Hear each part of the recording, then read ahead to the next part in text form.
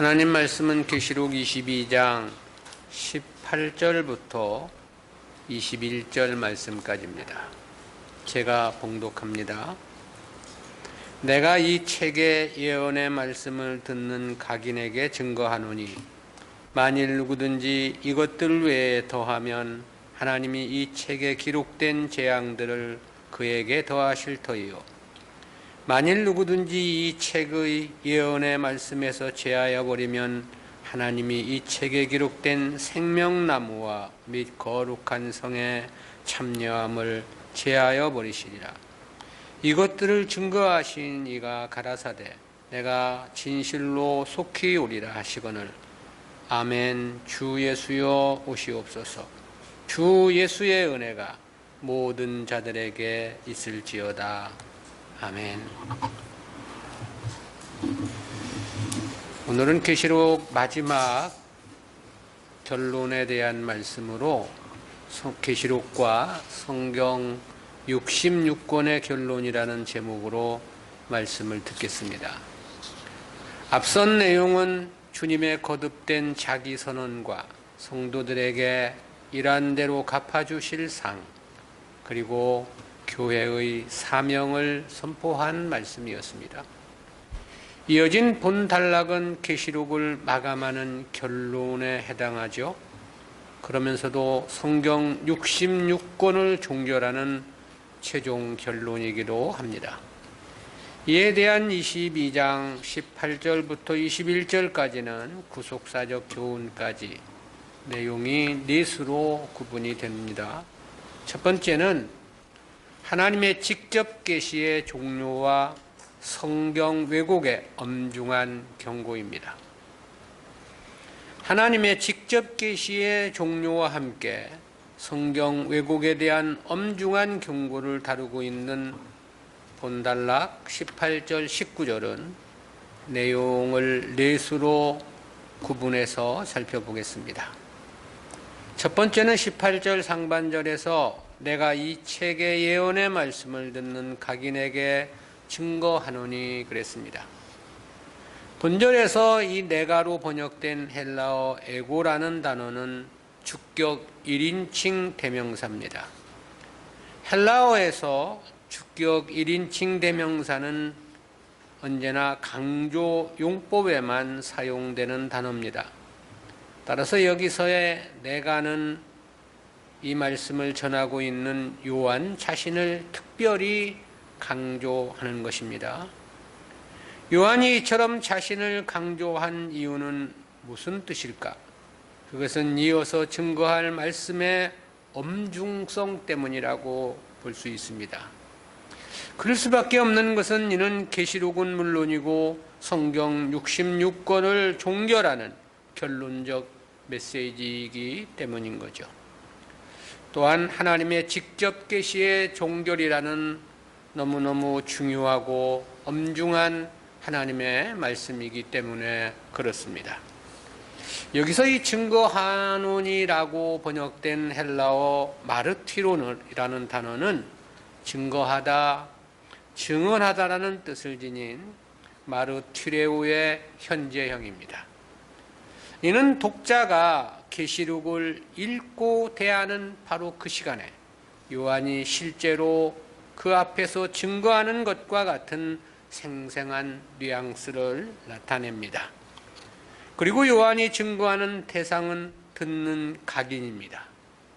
이에 해당하는 헬라어 판티토 아쿠온티는 모든이라는 뜻의 판티와 듣다라는 뜻의 아쿠오의 현재 분사 아쿠온티가 관사 토를 취하고 있는 형식입니다.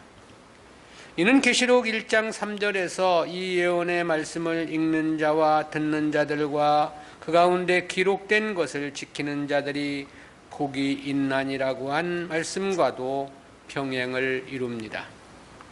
한편 여기서 관사 토라는 단어가 부기되었다는 것은 역시 어느 누구나를 가리키는 말이 아님을 분명히 합니다. 오직 창세전 택한 백성들을 전제로 하는 거죠. 그럴 수밖에 없는 것은 이 말씀에 대해 들을 귀 있는 자는 앞에서도 밝힌 바와 같이 창세전 선택된 자들로 중생한 자들만이 가능한 영역이기 때문입니다. 사실 성경 66권은 오직 택한 백성들을 향해서만 주신 영생하는 생명의 말씀이죠. 두 번째는 18절 하반절에서 만일 누구든지 이것들 외에 더하면 하나님이 이 책에 기록된 재앙들을 그에게 더하실 것이요 그랬습니다. 이 본 문장은 만일로 번역된 헬라어 에안이라는 단어로 시작을 합니다. 이는 만일 무엇이라면 그러나 만일 그런 의미를 나타내는 종속 접속사입니다.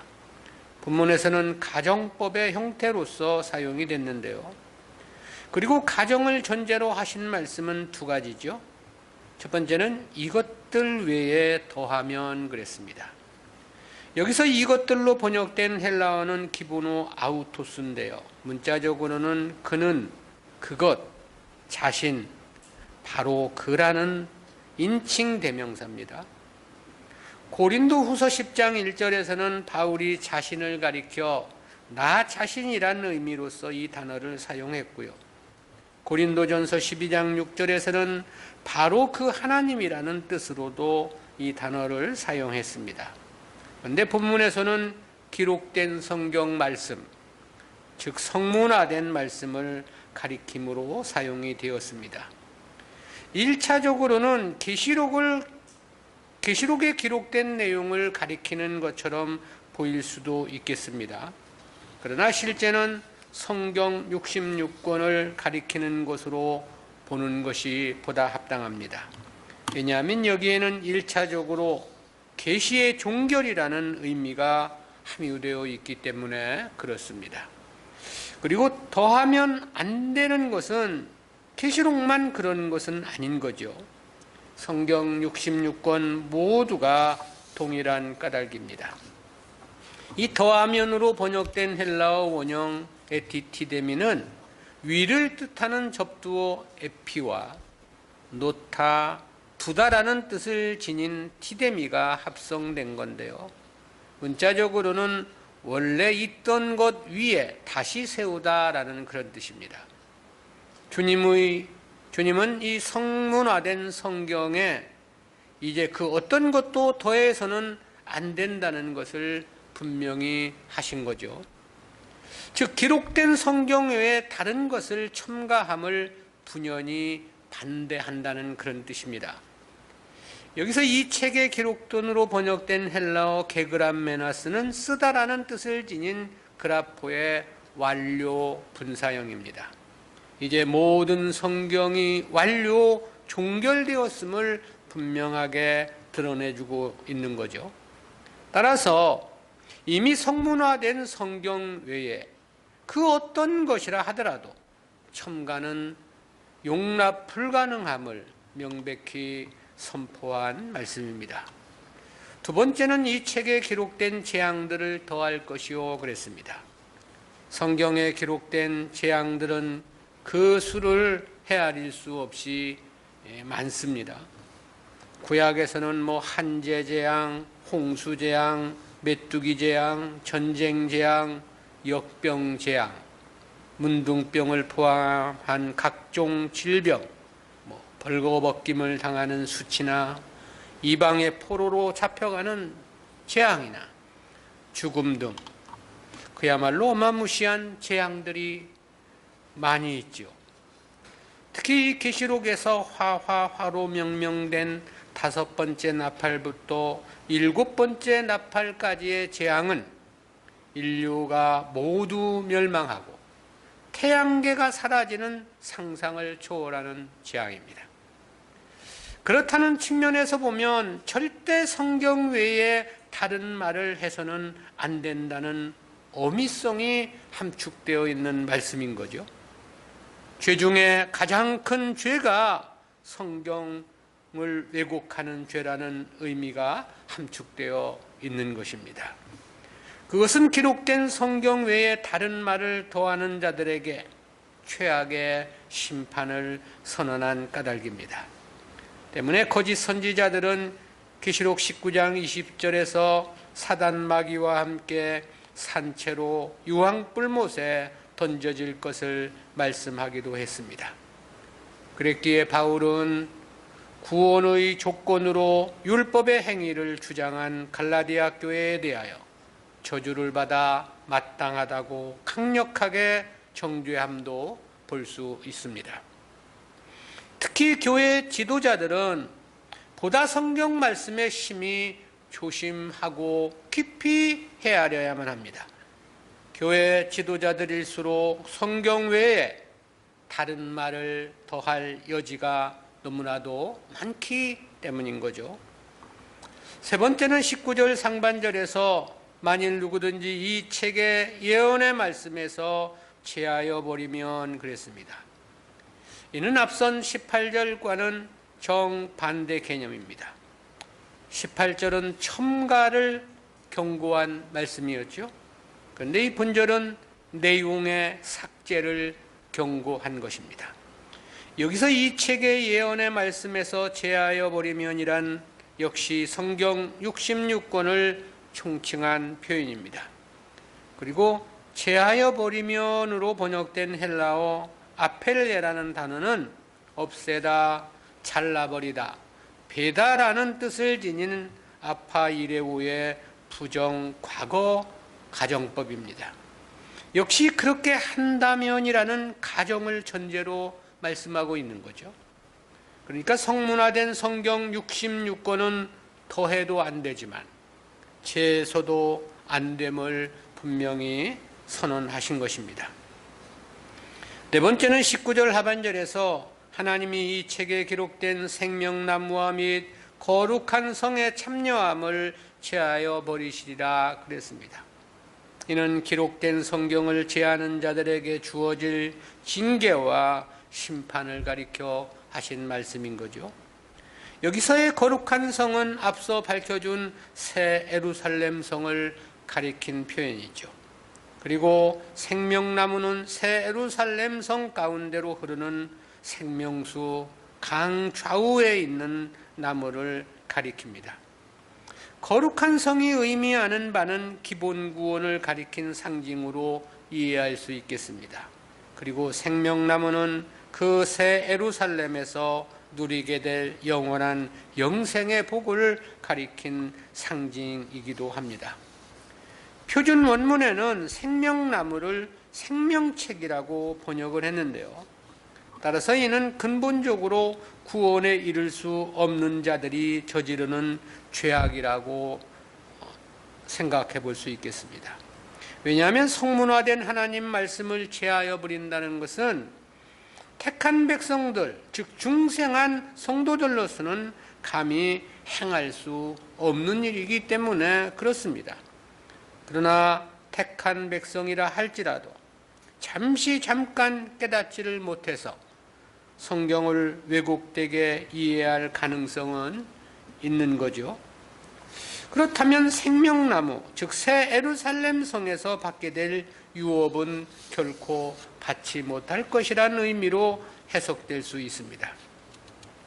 이와 관련해서 바울은 디모데후서 2장 5절에서 그렇게 말씀한 바 있죠. 경기하는 자가 법대로 경기하지 아니하면 면류관을 얻지 못할 것이며, 성도가 바른 깨달음으로 바르게 신앙생활을 해야만 하는 절대적인 이유입니다.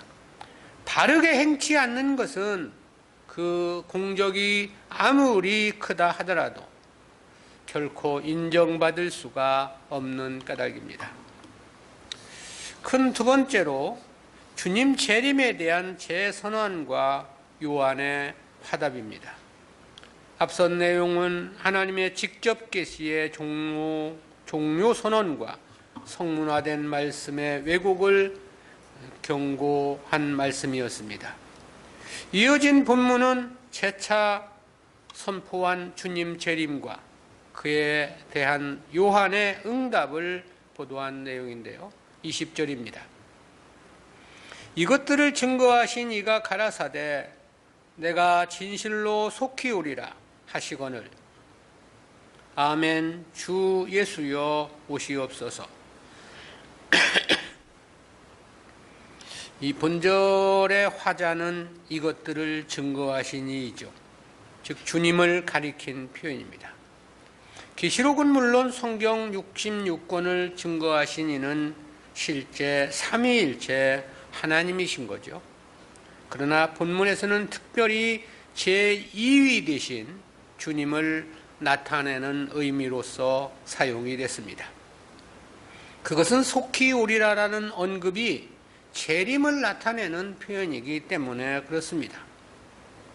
성경에서 재림은 언제나 2위가 되시는 주님을 가리킵니다. 재림은 초림을 전제한 표현이기 때문에 그런 거죠. 주님은 22장 7절에서도 내가 속히 오리니 이 책의 예언의 말씀을 지키는 자가 복이 있으리라 그랬죠. 22장 12절에서도 내가 속히 오리니 내가 줄 상이 내게 있어 각 사람에게 그의 일한 대로 갚아주리라고 말씀하기도 하셨습니다. 그런데 본문에서 또다시 속히 오실 것을 강조하신 거죠.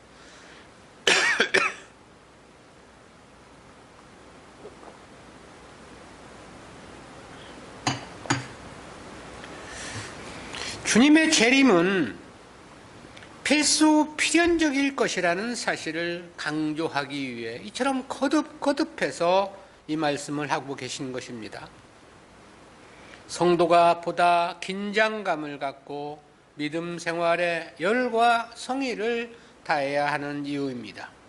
왜냐하면 주님은 필연적으로 다시 오실 것이기 때문에 그렇고요. 주님이 오신다면 최종 심판은 반드시 결행될 것이기 때문에 그렇습니다. 주님의 재림 선언에 요한 사도는 아멘 주 예수여 오시옵소서라고 응답을 했습니다.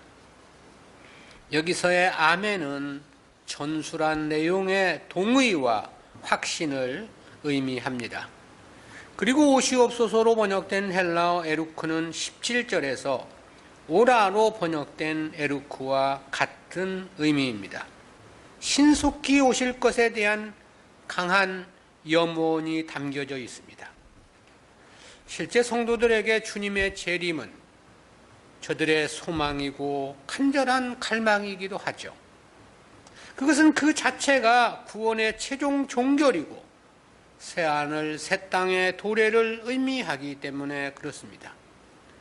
그리고 이와 같은 강한 열망은 당시 요한으로서는 더욱더 뜨거웠을 것이란 생각을 해봤습니다. 그만큼 그 당시 세상이 너무나도 힘들고 어려웠던 까닭이죠. 수많은 성도들이 믿음 때문에 핍박과 고난을 넘어서서 죽임을 당하는 일들이 거침없이 자행이 되었던 시대죠. 때문에 요한 자신도 겨우 죽음을 면하고 반모섬에 유배된 상태에 있었던 것입니다. 때문에 주님의 오심에 대한 갈망은 더더욱 간절하고 뜨거웠지 않겠느냐라는 생각을 해보는 거죠.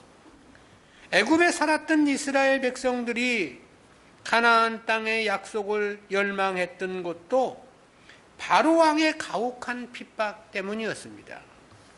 그처럼 성도들에게 더러 고난을 허락하시면은 세상을 결코 기대하지 말라는 메시지가 담겨 있는 것입니다.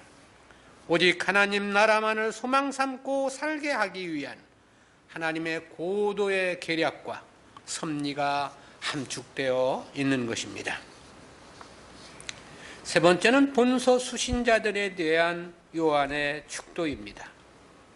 요한 사도는 본서에 맺는 말이자 성경 66권의 결어를 수신자들을 향한 축도로 마무리를 지었습니다. 21절이죠. 주 예수의 은혜가 모든 자들에게 있을지어다. 아멘. 축도는 매우 간략하게 약술이 되었는데요. 그러나 무엇보다 강렬한 힘과 열망이 느껴지는 축도이기도 합니다. 새하늘 새 땅과 새 예루살렘 성의 환상을 목격한 직후란 측면에서 보면 그럴만하다는 생각이 들어지지요. 요한의 이 당시의 심령은 매우 큰 감동에 심장이 크게 뛰고 있었을 것이기 때문입니다. 본래 이 묵시 문학에서 이러한 축도는 흔한 현상은 아닙니다. 묵시는 묵시로 끝을 맺고 지필자의 의견이나 생각이 지극히 제한되는 것이 원칙입니다.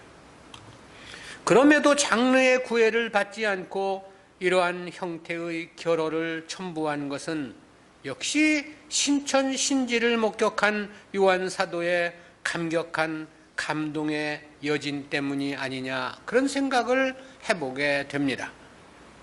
그러나 사실 본서의 묵시는 처음부터 아시아 7교회에 보내는 서신 형식으로 기록이 된 거죠. 그랬기에 계시록 1장 4절에서 요한은 아시아에 있는 7교회에 편지하노니라고 말씀을 했던 거죠. 그런 측면에서 보면 이러한 축도가 그렇게 부자연스러운 것은 아닙니다. 서신 형식에서의 이와 같은 축도는 거의 공식화된 인사말이기 때문에 그렇습니다. 요한은 주님의 은혜가 모든 자들에게 있을 것을 축원했습니다. 여기서 주 예수의 은혜란 자신이 목격한 새하늘과 새 땅, 그리고 새 예루살렘 성의 모든 축복을 총칭한 표현이겠죠. 그리고 모든 자들이란 표현이 누구를 가리킴인가에 대해서는 두 가지 견해가 있습니다. 하나는 모든 인류 전체를 가리킨 표현으로 이해하는 견해이고요. 이 부분에 옥스퍼드 원어 성세대전에서는 이렇게 설명을 했습니다. 요한은 명백히 모든 자라는 표현을 통해 온 우주 삼라만상을 포함한 땅에 거한 모든 자들이 예수 그리스도로 말미암은 하나님의 값없는 선물인 은혜에 동참하기를 개망하고 있는 것이다. 근데 카리스 종합주석은 이렇게 주석을 했습니다. 모든 자들에게 해당하는 헬라어 메타판톤에 대해서 혹자는 일반적인 모든 사람을 지칭하는 것으로 해석하나 앞절에서 언급한 바와 같이 그리스도의 주권과 그의 재림을 간절히 소망하는 모든 성도들을 지칭하는 것으로 보는 것이 더 타당하다 그랬습니다. 두 가지 견해 중 카리스 종합주석이 보다 합당한 해석이 되겠죠. 그것은 앞선 7절에서도 복 있는 자를 말씀하시며 이 책의 예언의 말씀을 지키는 자들을 전제했기 때문이기도 하고요. 또한 이 계시록은 앞서 말씀한 바와 같이 아시아 7교회에 보내는 서신입니다. 그런 측면에서도 여기서의 모든이라는 것은 교회 공동체를 가리켜 하신 말씀이지 세상 인류 모든 자를 가리켜 하신 말씀은 아닌 거죠. 따라서 하나님의 말씀은 오직 택한 백성들만을 향하여 주신 것입니다.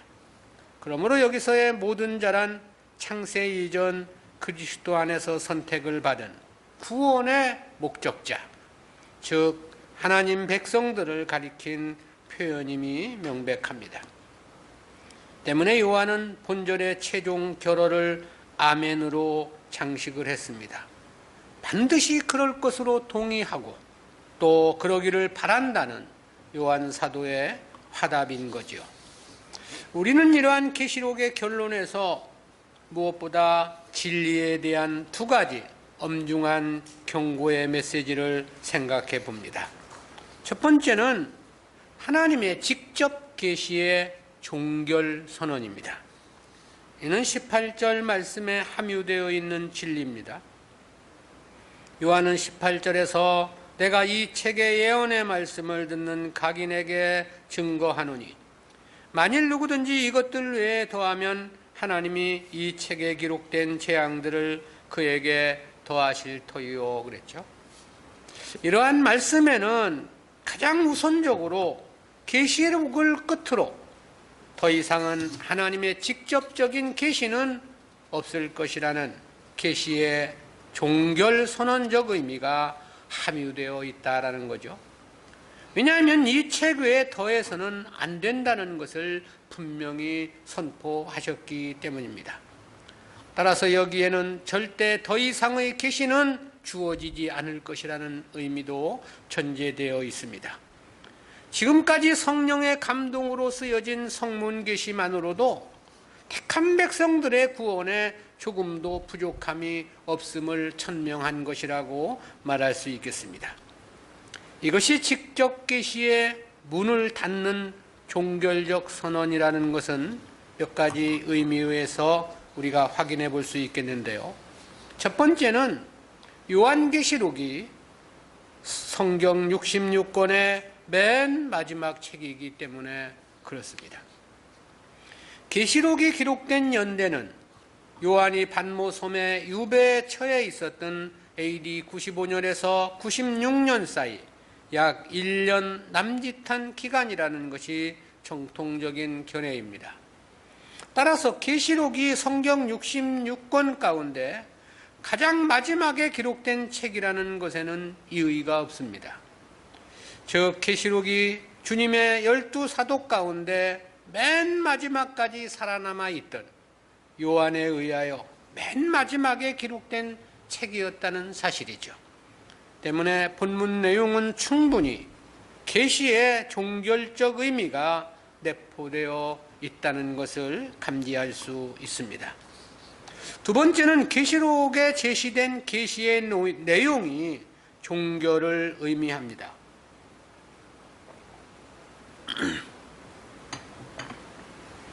이 계시록에 기록된 계시는 신약 구속사는 물론이고 전체 구속사에 대한 종결이 선포되고 있습니다. 택한 백성들의 구원이 모두 완성되었음이 선포되었습니다. 그리고 화로 명명된 인류의 종말도 선포되었죠. 또한 새하늘과 새 땅, 새 예루살렘 성이란 성도들의 궁극적인 구원까지 밝혀주었습니다. 그렇다는 측면에서 보면 더 이상 밝혀주실 예언은 없는 것입니다. 따라서 계시록은 계시의 마지막 책이 분명한 거죠. 성경의 첫 권인 창세기는 하나님의 구속사가 창조 역사로 시작됨을 보여준 책이죠. 그런데 계시록에서는 구속사의 마감과 인류의 종말, 그리고 새하늘 새 땅이라는 최종 구원을 선포한 것입니다. 그렇다는 것은 역시 계시록이 계시의 마감이고 끝이라는 의미가 충분한 거죠. 세 번째는 명시된 직접적인 계시가 계시의 마감을 선언하고 있다라는 것입니다. 그것이 바로 본문 계시록 22장 18절 19절입니다. 이 말씀을 단순히 계시록에 대한 언급으로 의미를 축소하는 학자들도 있습니다. 그러나 성경 66권 가운데 어떤 선지자나 성경의 기록자도 계시록과 같이 계시를 마감한다는 말을 감히 기록한 사람은 없습니다. 그것은 그럴 수도 없고 그리 해서도 안 되는 일이기 때문에 그렇습니다. 왜냐하면 계시는 그 자체로서 끝이 아니라 계속해서 이어져 가야 했기 때문에 그런 것이죠. 만일 모세가 모세오경을 기록하고 그 끝에 계시의 종결을 선언할 수는 없었다라는 거죠. 그것은 모세의 글이 아니라 하나님이 써 내려가시는 하나님의 계시의 끝이 아니기 때문에 그렇습니다. 그러나 계시록은 구속사의 종교는 물론이고 인류의 종말까지 예언이 되었습니다. 그리고 하나님 백성들의 최종 구원의 세계인 신천신지까지 완전하게 밝혀주셨습니다. 그리고 그 결론에 이르러서 계시의 마감을 뜻하는 말씀을 하신 것입니다. 그러므로 이는 단순히 계시록의 마감 선언이 아닌 것입니다. 계시록을 포함하여 전체 하나님의 직접 계시의 마감을 선언한 것입니다. 그것은 성경의 연속성과 연결성의 의미에서도 볼 때 그렇습니다. 모든 성경은 하나만으로는 전혀 의미가 없습니다. 모세오경에서 순경 기록이 뚝 끊기고 그 다음 이어지는 성경이 없다면 그것이 무슨 의미가 있겠느냐라는 거죠. 마찬가지로 구약이 없고 신약만이라면 그 신약이 어떤 가치가 있겠느냐라는 것입니다. 신약에서 그리스도의 대속의 완성이 없다면 구약은 아무런 의미가 없는 것이고, 구약에서 예언된 메시아가 아니라면 나사렛 예수 또한 그 의미는 전혀 무가치한 것일 수밖에 없는 것입니다. 그러므로 신구약 성경 66권은 뗄래야 뗄 수 없는 연속성과 연결성 그리고 단일성의 성격을 지니고 있는 것입니다. 따라서 계시록을 마감하며 계시의 종교를 선언했다는 것은 이제 더 이상 직접 계시는 없다는 분명한 선언이라는 것에 의심의 여지가 없습니다. 네 번째로 성문 계시는 더 이상의 계시가 필요치 않을 만큼 충분하다는 것 역시 계시의 종교를 담보해주고 있죠. 바울은 디모데에게 보내는 편지에서 이렇게 증언한 바 있습니다. 디모데후서 3장 16, 17절입니다. 모든 성경은 하나님의 감동으로 된 것으로 교훈과 책망과 바르게 함과 의로 교육하기에 유익하니 이는 하나님의 사람으로 온전케 하며 모든 선한 일을 행하기에 온전케 하려 함이니라. 모든 성경은 하나님의 감동으로 쓰여진 것이라는 거죠. 그리고 하나님의 사람, 즉 택한 백성들로 하여금 온전케 하려 함이라 그랬습니다. 이 말은 이제 성경만을 가지고도 충분히 하나님 백성들이 하나님의 뜻을 헤아려 살아갈 수 있음을 의미합니다. 주님께서는 메시아 되심을 알려주시려고 성경에 기록된 대로 수많은 기사와 이적을 베푸셨습니다. 그럼에도 불구하고 당시 유대인들은 주님을 그리스도로 믿지 않고 계속해서 표적을 요구했죠. 그때 주님은 그런 말씀을 하신 바 있습니다. 마태복음 12장 39절입니다. 예수께서 대답하여 가라사대 악하고 음란한 세대가 표적을 구하나 선지자 요나의 표적밖에는 표일 표적이 없느니라. 이제 더 이상은 표적을 보여주지 않을 것이라는 선언인 거죠. 오직 한 가지 십자가에 죽으셨다가 3일 만에 다시 살아나심으로 메시아 되심의 마지막 표적을 보여주실 것이라는 의미에서 요나의 표적을 말씀하신 것입니다. 주님이라고 해서 계속해서 무한정의 표적을 보여주실 수는 없으셨던 것입니다. 메시아가 아니고서는 도저히 행할 수 없는 많은 이적과 기사를 그만큼 보여주셨다면 이제 믿고 따르며 섬겨야 마땅했던 거죠. 그런데도 유대인들은 계속해서 표적만을 요구했던 것입니다. 거기에 비하면 신약시대 성도들에게는 적어도 4,000년 역사라는 하나님의 일하심이 성문계시로 계시되어 있는 것입니다. 그리고 선지자들의 입을 통해 계시된 모든 것들이 낱낱이 역사 속에서 성취되었다는 사실도 거울처럼 환하게 투영되어 있습니다. 그리스도의 오심도 확인되었습니다. 대속의 역사도 이미 이루어진 상태입니다. 아브라함과 모세, 이사야, 호세아를 통해 예언되었던 신약 구속사도 성취되었습니다. 또한 주님의 부활이나 보혜사 성령에 대한 약속도 이미 역사 속에서 성취되고 확인되었죠. 더욱더 이스라엘의 버려짐과 또한 그들의 회복을 예언한 바울의 예언까지 신약 구속사의 2000년 세월을 뛰어넘어서 이스라엘의 독립으로 일부 성취된 시대를 우리가 살고 있는 것이죠. 그런데도 불구하고 아직도 이적이나 기사를 보아야 하나님을 믿겠다는 식의 신앙은 실제 신앙이 아닌 것입니다. 그것은 불신이라 말해야 합당한 것입니다. 오늘날 마찬가지죠. 그 많은 역사와 사건들을 모두 기록한 성문화된 성경이 우리에게 주어져 있는 것입니다. 그럼에도 또 다른 계시를 기대한다는 것은 사실 믿음이라고 말할 수 없는 것입니다. 그것은 믿지 않기에 일어나는 현상인 것입니다. 믿음이 있다면 성경 66권만으로도 하나님을 섬기기에 결코 부족함이 없기 때문에 그런 것이죠. 다섯 번째는 실제 역사 속에도 더 이상 성경 기록이 이어지지 않았다는 것도 계시의 종결을 의미하는 중요한 근거입니다. 신약 구속사가 2000년을 지나오는 동안 또 다른 성경이 기록되지 않았다는 것은 무엇을 의미하는가?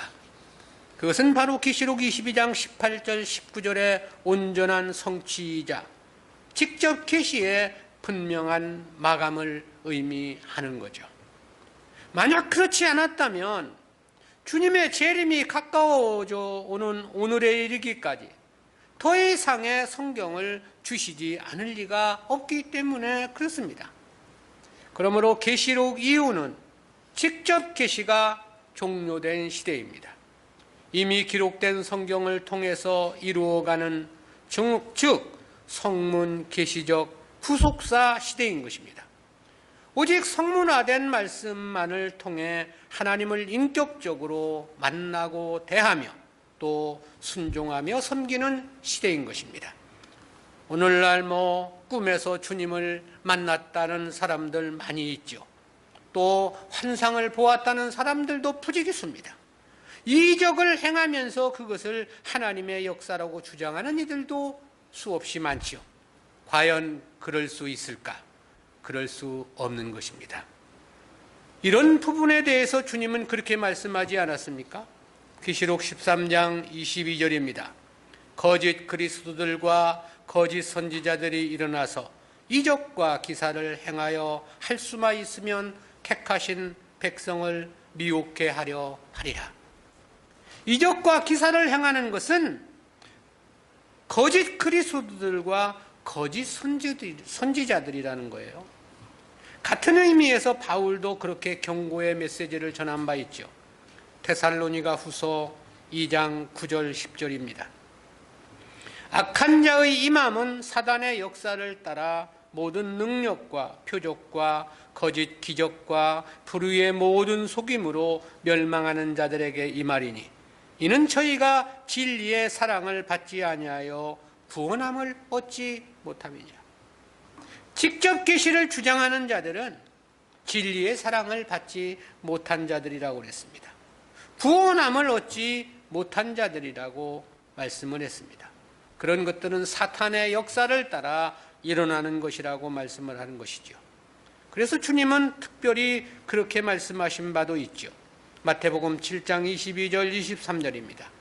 그날에 많은 사람이 나더러 이르되 주여 주여 우리가 주의 이름으로 선지자 노릇하며 주의 이름으로 귀신을 쫓아내며 주의 이름으로 많은 권능을 행치 아니하였나이까리니 그때 내가 저희에게 밝히 말하되 내가 너희를 도무지 알지 못하니 불법을 행하는 자들아 내게서 떠나가라 하리라. 주의 이름으로 많은 권능을 행했다는 거예요. 거짓말을 하는 것은 아니겠죠. 그럼에도 주님은 불법을 행하는 자들이라고 말씀을 하신 것입니다. 왜 그럴까요? 이미 계시는 종결된 시대이기 때문에 그렇습니다. 이러한 말씀들에서 우리가 볼 때 직접 계시는 그야말로 완전히 종결된 것이 맞는 것입니다. 그러므로 특히 말세를 사는 오늘 우리들은 더욱더 이러한 사단의 역사에 각별히 주의하고 경계해야 하는 것입니다. 지금은 하나님께서 이적을 통해 역사하시는 그런 시대가 아닌 것입니다. 내가 이런 말을 하면 사람들은 최영백 목사는 성령의 역사를 부정한다고 그렇게 비방을 하는 사람들도 있는데요. 성령을 부정하는 게 아니고 성경을 인정하는 것입니다. 이미 성문화된 말씀, 성경 66권에 기록된 말씀을 통해 구속사를 이루어 가시는 시대가 신약 시대다라는 거. 두 번째로는 진리 왜곡에 대한 엄중성 경고입니다. 이는 19절 말씀에 함유되어 있는 진리입니다. 19절에서는 만일 누구든지 이 책의 예언의 말씀에서 제하여 버리면 하나님이 이 책에 기록된 생명나무와 및 거룩한 성의 참여함을 제하여 버리시리라 그랬습니다. 18절에서 예언의 말씀을 더한다는 것은 무엇보다 직접 계시의 종교를 선언하는 의미가 강하게 투영되어 있죠. 그런데 본절에서 제한다는 말씀에는 말씀에 대한 왜곡이란 강한 의미가 함유되어 있는 겁니다. 여기서 이 제하여 버리면으로 번역된 헬라어 아펠레가 없애다 또는 잘라버리다, 배다라는 뜻이라고 했습니다. 따라서 이는 기록된 성경을 변형시키거나 왜곡시킨다는 의미가 매우 강하게 표출되는 것입니다. 그리고 진리에 대한 왜곡은 성도들에게는 치명적인 해악을 끼치는 문제이죠. 왜냐하면 그것은 성도들의 신앙생활을 망치는 결정적인 요인이기 때문에 그렇습니다. 주님 당시 바리새인들과 서기관들이 그랬습니다. 그러기에 주님은 그들을 향해 그렇게 지적하시며 책망하신 바 있죠. 마태복음 23장 13절입니다. 화 있을진저 외식하는 서기관들과 바리새인들이여, 너희는 천국문을 사람들 앞에서 닫고 너희도 들어가지 않고 들어가려 하는 자도 들어가지 못하게 하는도다. 이어서 그렇게 말씀을 하셨습니다. 마태복음 23장 15절입니다. 화 있을진저 외식하는 서기관들과 바리새인들이여, 너희는 교인 하나를 얻기 위하여 바다와 육지를 두루 다니다가 생기면 너희보다 배나도 지옥 자식이 되게 하는도다. 주님께서 이처럼 서기관들과 바리새인들을 지적하고 정죄하신 근본적인 원인이 진리에 대한 왜곡 때문이었습니다. 저들은 하나님 말씀보다 장로들의 유전을 중시했죠. 그래서 주님이 그렇게 지적하신 바 있습니다. 마태복음 15장 8절 9절입니다. 이 백성이 입술로는 나를 존경하되 마음은 내게서 멀도다. 사람의 계명으로 교훈을 삼아 가르치니 나를 헛되이 경배하는도다. 하나님의 말씀을 가르치는 게 아니라 사람의 계명을 가르친다는 거죠. 오늘날 교회들이 다 그렇지 않습니까? 그저 사랑해라, 잘못 죄를 짓지 말라, 이거 다 일반적인 사람의 계명입니다. 당시 서기관들과 바리새인들이 하나님 말씀을 왜곡시킨 대표적인 사례를 말한다면 당연히 메시아에 대한 부분이라고 말할 수 있겠습니다. 구약의 선지자들이 예언한 메시아는 고난받는 종이었습니다. 즉 자기 백성들의 대속을 위한 희생 제물로서 예언되었던 거죠. 그에 대해서 이사야 선지자는 그렇게 예언한 바 있습니다. 이사야서 53장 4절입니다. 그는 실로 우리의 질고를 지고 우리의 슬픔을 당하였거늘 우리는 생각하기를 그는 징벌을 받아서 하나님에게 맞으며 고난을 당한다 하였노라. 이어서 그렇게 예언을 했습니다. 이사야 53장 5절입니다. 그가 찔림은 우리의 허물을 인함이요 그가 상함은 우리의 죄악을 인함이라. 그가 징계를 받음으로 우리가 평화를 누리고 그가 채찍에 맞음으로 우리가 나음을 입었도다. 근데 당시 서기관들과 바리새인들은 메시아에 대해서 지극히 민족적이고 세속적인 의미로 왜곡을 시켰습니다. 그러기에 메시아를 이스라엘을 독립시켜줄 왕으로 왜곡시켜 가르쳤던 것입니다. 그러니 그러한 인식에서 주님을 바라보니까 주님이 메시아일 수가 없었던 거예요. 그렇기에 그들은 메시아의 표적을 목격하면서도 메시아가 아니라고 결국 십자가의 죽음에 주님을 내어주었던 거지요. 그리고 그 결과 이스라엘은 하나님으로부터 버림을 받고 구원 역사가 이방인의 몫으로 넘겨지게 되었던 거죠. 따라서 이 진리에 대한 왜곡은 가장 위험스러운 일입니다. 그럼에도 신약의 교회는 결국 진리의 왜곡으로 심판의 대상이 될 것이라는 것이 계시록의 전체적인 예언입니다. 계시록 6장 13절에서는 하늘의 별들이 무화과나무가 태풍에 흔들려 선 과실이 떨어지는 것 같이 땅에 떨어질 것이라고 했죠. 8장 10절에서는 햇불같이 타는 큰 별이 하늘에서 떨어질 것이라고 말씀합니다. 심각한 교회 지도자들의 타락이며 진리의 왜곡 현상을 밝혀준 말씀드립니다. 따라서 오늘 우리는 진리에 대한 바른 깨달음의 가치의 소중함을 알아야만 합니다. 그리고 올바른 진리를 보존하고 증거함이 교회됨의 제1의 사명이라는 사실도 분명히 인식해야 합니다. 우리에게 진리를 주심 역시 이를 위한 사명의 일환이라는 사실도 분명히 알아야만 하겠죠. 주님은 그렇게 말씀한 바 있습니다. 마태복음 5장 19절입니다. 그러므로 누구든지 이 계명 중에 지극히 작은 것 하나라도 버리고 또 그같이 사람을 가르치는 자는 천국에서 지극히 작다 일컬음을 받을 것이요 누구든지 이를 행하며 가르치는 자는 천국에서 크다 일컬음을 받으리라. 올바른 진리를 위해 살아야만 하는 이유입니다. 올바른 진리를 깨닫고 전하며 보존하는 일에 명운을 걸어야만 하는 이유입니다. 교회는 물론이거니와 하나님 백성들에게 이보다 더 크고 위대한 일은 없기 때문에 그렇습니다. 기도합니다. 사랑의 하나님 은혜 감사합니다. 오늘도 계시록을 마감하는 말씀을 통해서 하나님의 말씀이 얼마나 소중하고 고귀한 것인가를 우리에게 깨닫게 해주심 진실로 감사합니다. 하나님의 계시는 계시록을 끝으로 이미 종결 선언을 하셨다는 귀한 말씀 바르게 깨닫게 해주심 진실로 감사하고 또한 진리를 왜곡하며 변질시키는 행위가 죄악 중에서도 가장 큰 죄악이라는 사실 또한 깨닫게 해주심 진실로 감사합니다. 우리에게 복음을 주셨으니 생명을 걸고 목숨을 걸어 이 진리를 보존하고 그리고 증거하는 사명 다할 수 있도록 주여 저희들에게 은혜와 은총을 덧입혀 주시옵소서. 감사드리옵고 예수님의 이름으로 기도드리옵나이다. 아멘.